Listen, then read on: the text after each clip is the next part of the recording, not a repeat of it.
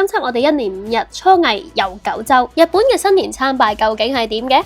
福岡縣咁大，你又玩晒未呢？真係好開心，終於影到呢一個夜景啦！2200年嘅古溫泉，你又去過未？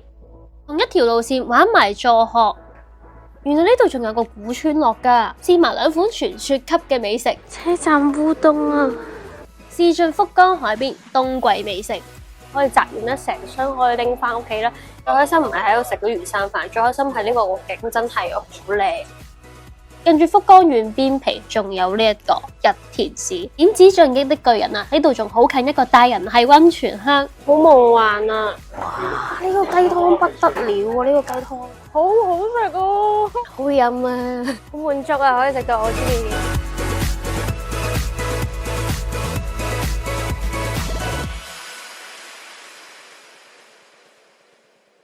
Hello， 大家好，我係沙朗。今集咧非常之特別，因為今次係趁住2026年嘅1月1號咧，特登嚟到福岡1連5日嚟一個療癒之旅，兼且想體驗下呢度嘅初詣。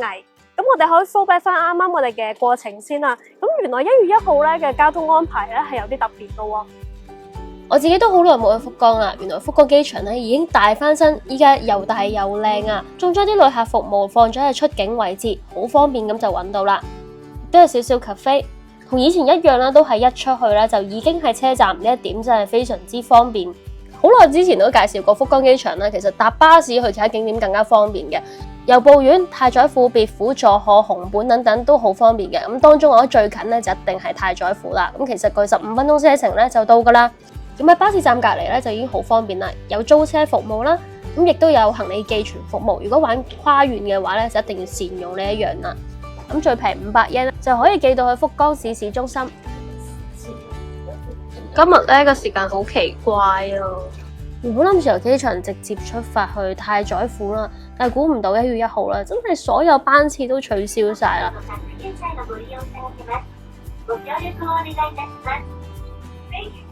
機場巴士搭到博多嘅話，就會喺竹子口落車。咁如果轉鐵道都係非常方便嘅，因為隔離就係大站啦。咁去太宰府唔可以 JR 直達嘅，咁有個方便啲嘅方法咧就係搭巴士啦。入咗去 JR 站，行到西口方向，上一層行天橋就會見到呢個巴士站入口。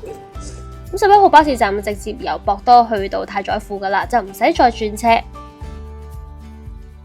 咁之後我就轉搭地下鐵去天神啦，因為天神嗰邊嘅初詣咧係有直車直接啊，係去到太宰府嘅。呢架係直行去太宰府嘅，平時要喺2日市轉車，咁今次就完全唔需要啦。AI 就建議啦，大概10點鐘之前咧就會少好多人啦，但係冇辦法，因為呢班車咧其實最快都要10點鐘到，好多人已經係拜完啦。咁1月1號咧，大家都會去參拜嘅。咁我依家咧已經嚟到太宰府天滿宮呢一邊啦。車站一出嗰邊真係好墟冚啊！睇到啊，要衝入去啦。10點鐘係由福岡市嘅第一班直達車，我就覺得人流唔算太多，可以接受嘅。不過側邊係有好多餐廳，哇，好熱鬧啊呢度！附近嘅名物啊，就係梅枝餅。想食嘅話咧，朝早可以早少少買咗，一邊行一邊食啦。因為之後咧就真係太多人啦。哦，呢個係明太子茶漬飯，正喎。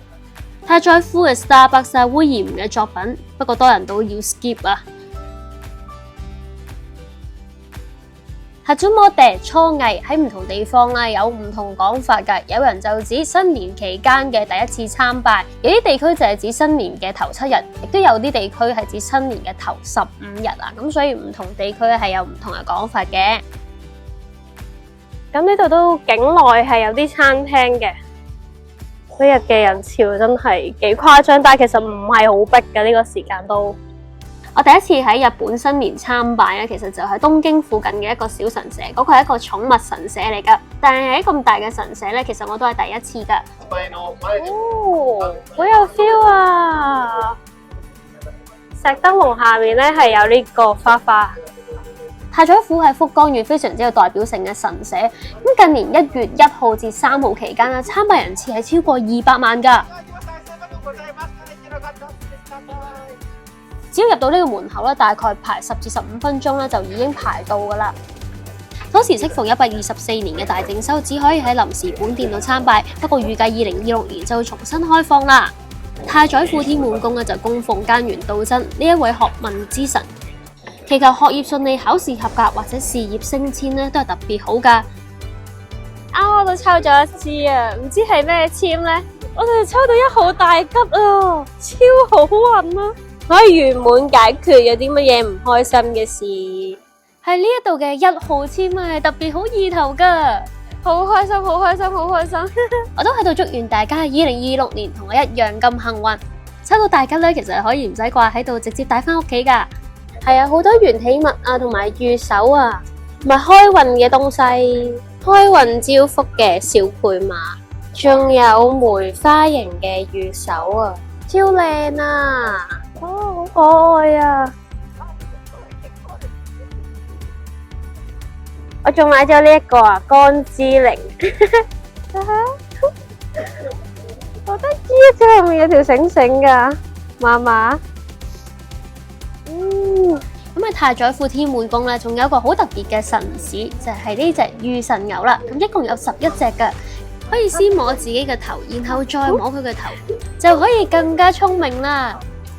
可以抽嘢喎！呢個係新年限定嘅景品抽獎活動，保證中獎會得到一個實體嘅禮物，啲超豪華嘅大獎啊，例如純金殼料、伊勢嘅旅行券同埋一啲電子產品啊。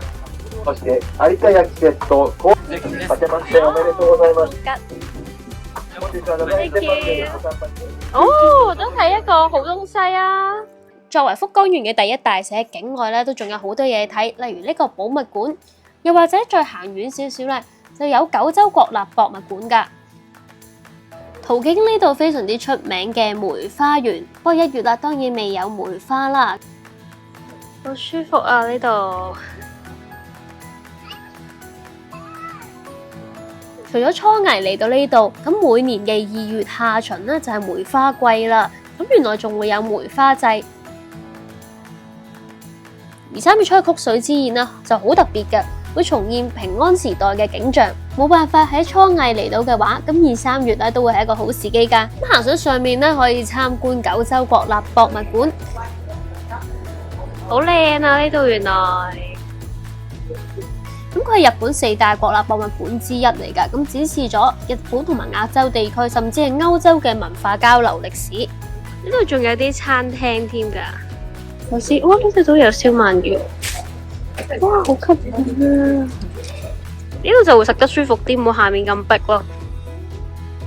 哇！呢度有 sukiyaki 啊，有鰻魚石燒，仲有其他啲輕食。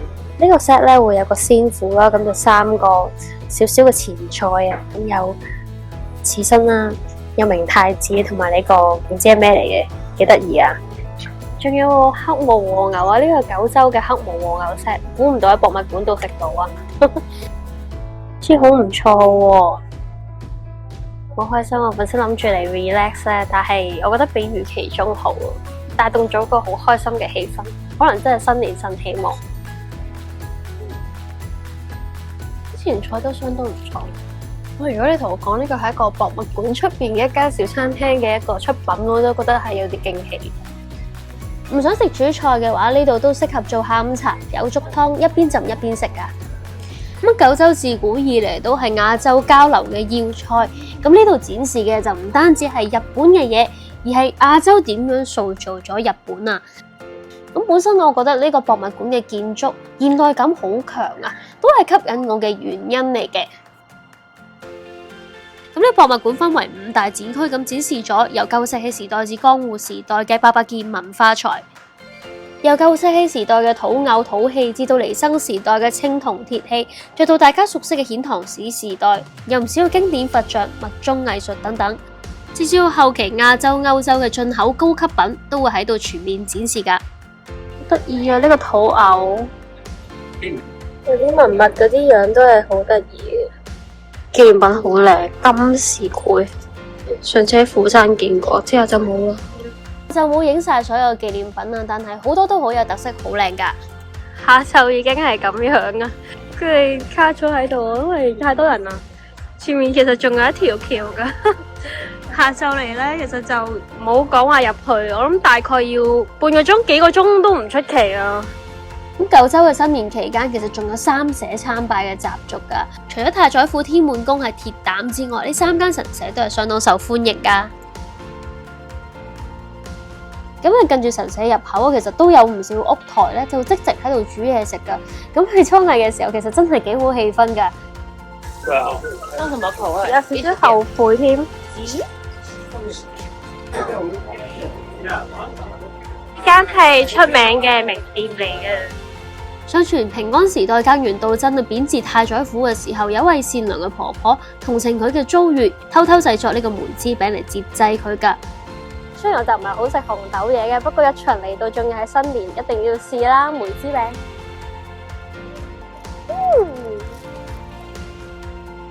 哇！啲雙皮一定係好中意食啊，因為嗰陣皮咧，嗰米香係好誇張噶，同埋佢咬落去係好薄好輕，唔係好細嗰啲嚟噶，係比我想象中好食好多。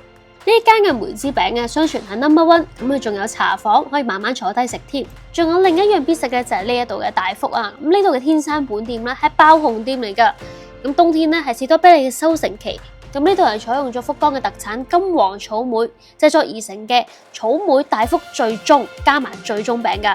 咁內層咧就係比較 Q 彈嘅麻薯啊，咁加埋唔同味道嘅餡料，超大粒士多啤梨，真係好滿足啊！超大個啊，好甜，同埋真係好甜好甜好食。呢嚿麻薯都係好食好冰凍啊！咁我哋今日太宰府之旅就到此為止，因為嗰陣實在太多人啦。前面啦都仲係有好多餐廳啊，好多鋪頭咁樣噶。今日嘅旅程咧搭完凌晨機度啦，點解就咁就完啦？熟悉我嘅朋友就知我正常嘅時候搶完咧就會去浸翻個靚溫泉啦。咁啊出發去助學，咁啊西鐵嘅太宰府搭到去寺站，行5分鐘，前面就另外一個 JR 站啦。咁就到 JR 嘅二日市站。去二日市站啦，我哋轉乘往佐世保方向嘅特急列車，咁啊途經助學，大家買普通嘅自由席就 OK 噶啦。我哋搭嘅係Midori列車，即係6號列車。自由席嘅佢係感覺好似去助學，感覺好似要轉幾班車啊。其實全程咧都只係1個鐘鬆啲啫。火站。咁我哋今次去嘅溫泉勝地咧就叫做古湯溫泉，佢係有人接送噶。咁啊，北口嘅車站咧就會見到佢架車噶啦。哇！真係爭啲揾唔到，嚇到我鼻哥窿都冇肉。助學好多人咧都覺得佢係一個鄉下啦，乜都冇啦。但係其實個溫泉就最多。之前介紹過武雄溫泉啦，仲有希野溫泉我未去啦，仲有呢個古湯溫泉係助學嘅3大古溫泉嚟噶。咁位置方面係吊腳少少嘅，助學站嘅話都要揸30分鐘車。不過好彩佢有免費嘅 shuttle bus， 大家網上預約就可以啦。今次入住嘅溫泉咧叫做 Onkuri， 係一間現代嘅高級溫泉旅館嚟噶。咁其實古湯溫泉咧，相傳喺2200年之前已經開湯噶啦。雖然佢就冇一般嘅溫泉鄉咁繁盛啦，咁但係呢一間溫泉旅館咧，絕對係避開喧鬧嘅一個好好嘅勝地啊！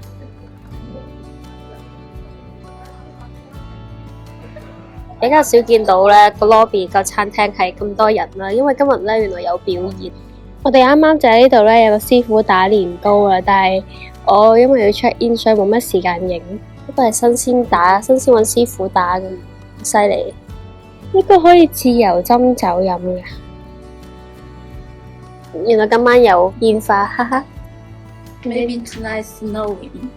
Ah, really? Yeah. That's great. I can take the photo of snow. It is onsen public bath. 今次揀咗一間獨立嘅小屋，咁雖然咧上去咧就比較多樓梯啦，但係咧都幾有私隱度嘅。咁呢度有好多唔同類型嘅房型啊，而我覺得呢一間咧係最特別嘅。一入到嚟真係好有驚喜，係咪仲唔知係點嘅樣咧？有冇見過啊？有冇見過咁樣嘅浴室啊？一入到嚟呢度咧，就已經係個瞓覺嘅地方啦。我張床啦，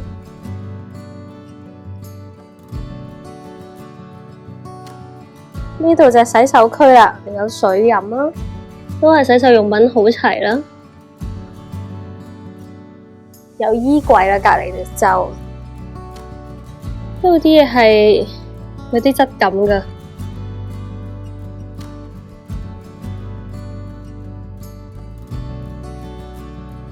而間房最正嘅係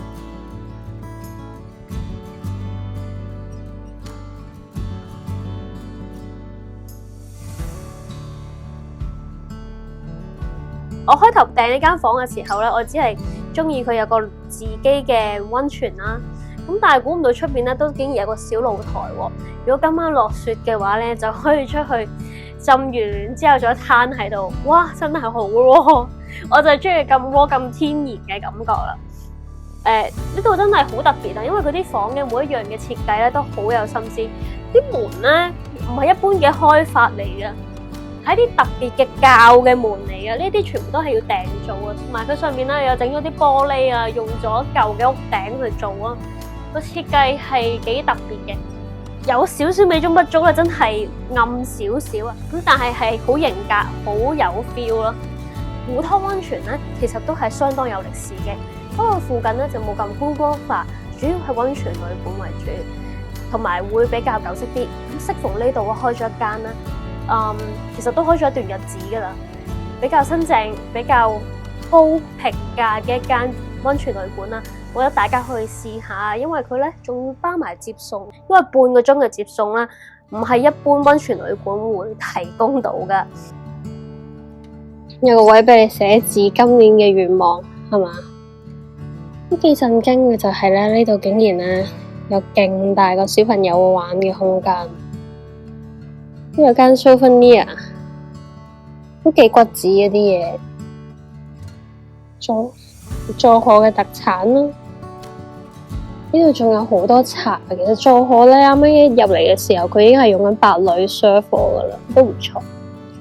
哇，好有 feel 啊！好似行緊呢個選物店咁樣。哇，咁靚嘅有田燒只係3000幾yen。今次我本身係有諗住去伊萬里，但係我想去嘅地方實在太多啦。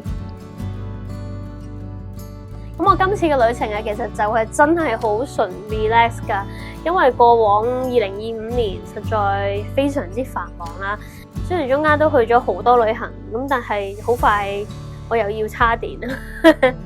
係啦，咁適逢1月1號啦，咁就係想喺福岡做一個簡單嘅叉電，所以今次我係冇帶好多 equipment 嚟拍嘢嘅。咁所以如果大家覺得個畫質唔夠好啊，真係唔好介意。旅行係為自己。雖然我都好想拍啲好靚嘅畫質，但係有陣時都會攰噶嘛。你哋知我介紹嘅係好嘢就得啦。呢間就係鐵板燒餐廳啊！我今次冇 book 鐵板燒，費事食太多。今晚晚餐啦，我又揀咗食日本料理啊，簡單啲，同埋啲佐賀縣嘅本地食材啊。仲有嘢食嘅，仲有陶板燒。Cheers！ 一定要飲酒啊！第一日。南高梅呢個，啱啱試咗幾個前菜，覺得佢哋都幾有客性，無論係造型啊、配搭上都幾好。好似啱啱呢嚿開密咕羅呢個隻燒過嘅，好食啊，好好食。啲爽脆喎呢個，好食啊，廚餐都唔錯。最後我會開估呢間酒店幾多錢？我諗平到你哋係唔信嘅。只係啊，我今日係1月1號過嚟，所以佢係貴咗，但係貴咗都唔貴嘅，貴咗都唔貴啊！我係住一間獨立嘅房，先係啦，陣間公布嘅價錢。咁啱啱個合鴨土佐燒又係好好食，嗰個鴨好好食，咬落去仲係好 juicy。我未食過長時間熟成嘅蒸鮑魚，咦？直情係好似罐頭鮑魚啲 friends。嗱，唔係批評嚟嘅，但係個口感食落去真係好似呢個雞，好似話係當地嘅出名嘅雞嚟嘅。呢嚿雞係一嚿烚嘅雞嚟噶嘛，即係佢擺喺個鍋度煮啦。佢咬落去都仲係勁彈㗎，同埋嗰啲雞味係好濃好香，走地雞嗰啲好濃雞味嗰種嗰啲 feel。楚蟹安康，楚蟹嘅餡嘅蒸蛋，咁個蒸蛋就正常發揮啦。佢啲嘢食真係好多啊，仲有天婦羅啦。喺日本個個都話自己啲牛好食噶，但係咪真係咁好食呢？唔知。呢度嘅特產都係肥到黐線嘅，見到呢個職員要做多啲運動。我覺得啲嘢食咧整體嚟講都 OK 嘅。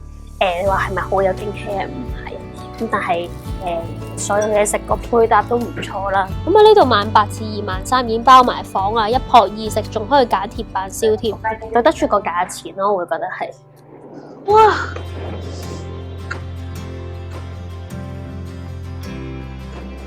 呢晚我食完飯就瞓咗陣啦，就冇出去睇煙花，點知聽到聲先衝出去睇啦。咁雖然都睇到，但係就唔係最靚嘅位置，不過都好開心噶啦。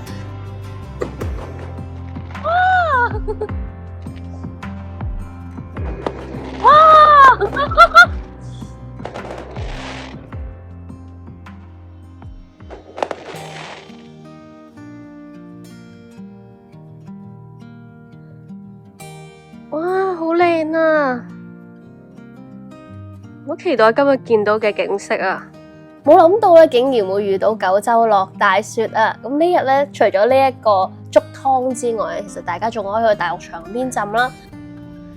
以呢間酒店嘅規模嚟講，呢度嘅大浴場咧都真係非常之大下，而且佢嘅露天空間咧有幾個獨立瓦遮頭嘅池啊，咁可以俾你一個人浸。又少人啦，就好似包一場咁噶啦。最正係佢嘅泉水只係38度啊，可以浸耐啲。見到好多人一家大細帶埋老人家嚟浸，原來呢度咧都對舒緩關節痛係有療效噶。好多酒店嘅早餐都整得 hea 少少，但係呢一度咧就用咗好多助我嘅鄉土料理。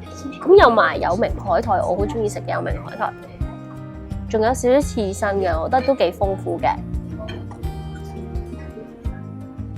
嘢飲種類多啦，有湯又有唔同嘅果汁，仲有啲小甜品啊、水果咁都幾豐富。咁出邊啲 cafe 其實都係食差唔多嘅嘢，但係呢一度咧就係免費嘅早餐。古湯溫泉係有2200年歷史嘅古老溫泉鄉，係在河嘅3大古湯。相傳秦始皇御醫徐福為咗尋找長生不老藥而發現嘅，佢唔似其他2個溫泉鄉咁熱鬧，所以俾世人遺忘，人流好少。比較樸實寧靜，係好有療愈感嘅隱世溫泉。咁入住嘅古湯溫泉旅館啦，我自己真係非常之滿意啊！咁今朝佢哋已經車咗我去佐賀站啦，我哋就可以出發下集嘅旅程啦。咁啊，記得中意我嘅片嘅朋友記得 comment、like、share 同 subscribe 啦。我都好中意發掘呢啲咁有特色同埋俾人遺忘嘅地方。好，拜拜。